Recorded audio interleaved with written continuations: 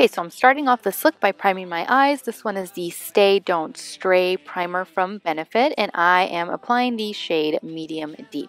So just simply applying that onto the lids and then blending it all out using my clean ring finger. To begin the look on the eyes, I am using the Flower Child shade from the Tartelette in Bloom palette, which is the only palette that I'm going to be using for this entire eye look. And I'm simply going to be applying a light layer of that using my large shader brush from Sigma. This is my E60.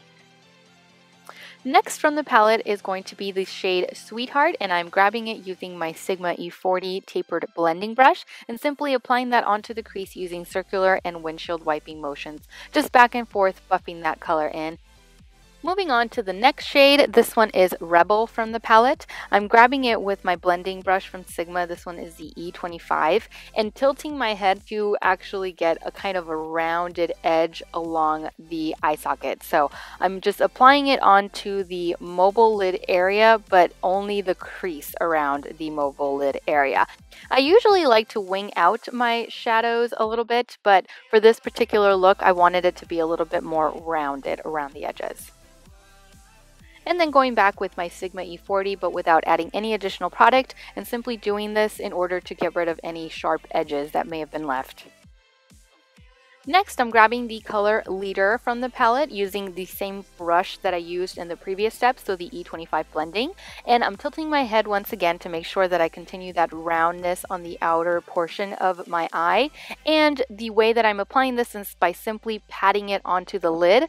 I find that I have a little bit more control when I do this as opposed to just dragging it right on the lid. When I pat it, it's a little bit more precise in my opinion. So just simply doing that and building up that color intensity. And I'm also bringing that from the outer V into the crease. And then going back again with my E40 without adding any additional product onto the brush. This is simply going to allow me to blend out any of the edges. And then just simply continuing this pattern until I've reached the desired intensity of color. So I usually do this in order to help with the blending process. It's a lot easier for me to blend it out in between applications of shadow rather than to try to blend it all out in the end. I don't know. I've just, through personal experience, that's what I think. Whatever you're comfortable with, of course, continue doing that, but that's just what I do.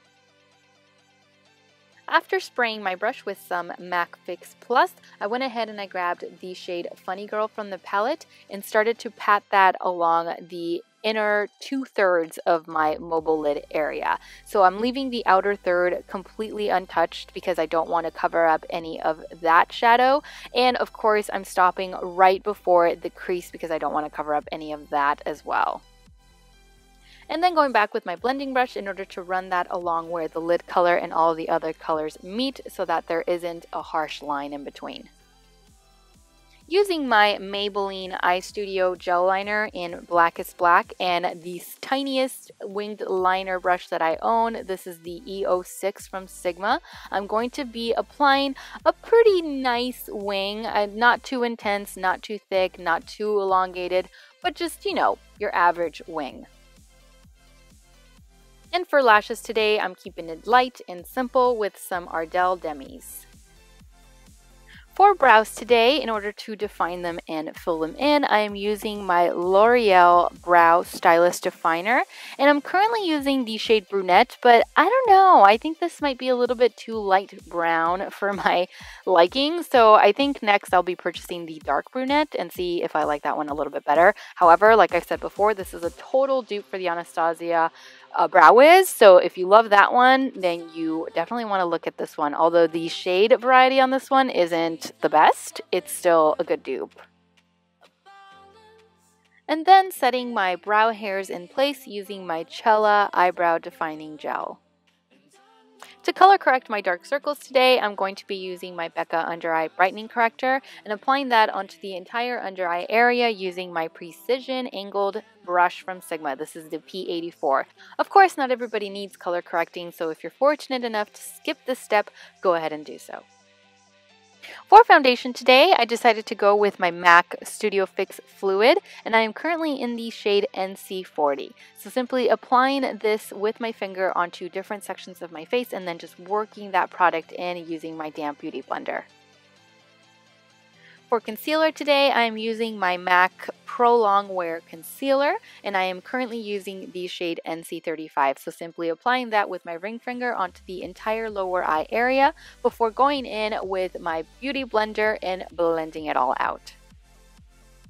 And of course, if you hate creasing as much as I do underneath the eye, you have to set that. I choose to set it with the RCMA No Color Powder. It is by far the best translucent no color powder that I've ever used in the history of me using makeup. So if you've yet to discover this little gem, or if you've yet to try it, definitely give it a try. It's so inexpensive and it'll last you forever.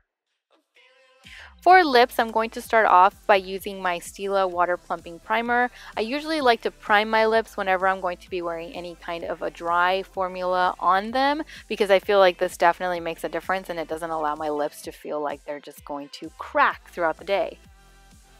To finish off the eyes, I'm going in with my Roller Lash Mascara. This one is from Benefit. It is amazing on its own, but here I am just choosing to use it in order to amplify the lashes and to combine my false lashes with my real lashes, and also to make my lower lashes stand out. For contour, I'm going to be using my Smashbox contour palette and just using the contour shade on the hollows of my cheeks by simply applying that using my small contouring brush. This one is from Luxie. It is their 512. And in order to bronze up the face a little bit, I'm using the same brush and the Estee Edit Barest Bronzer. This one is the light medium. I love this stuff. It just gives you a really natural, subtle bronze without making it too noticeable that you have bronzer on. For blush today, I'm going to be using the Becca and Jaclyn Hill face palette, and I'm going to be grabbing the shade Pamplemousse from the blushes and applying that onto my cheeks using my large angled brush. This one is from Luxie. It is their 504. And for highlight, with the same palette, I'm grabbing the shade Prosecco Pop and applying that with my tapered highlighter brush. This one is also from Luxie. It is their 522.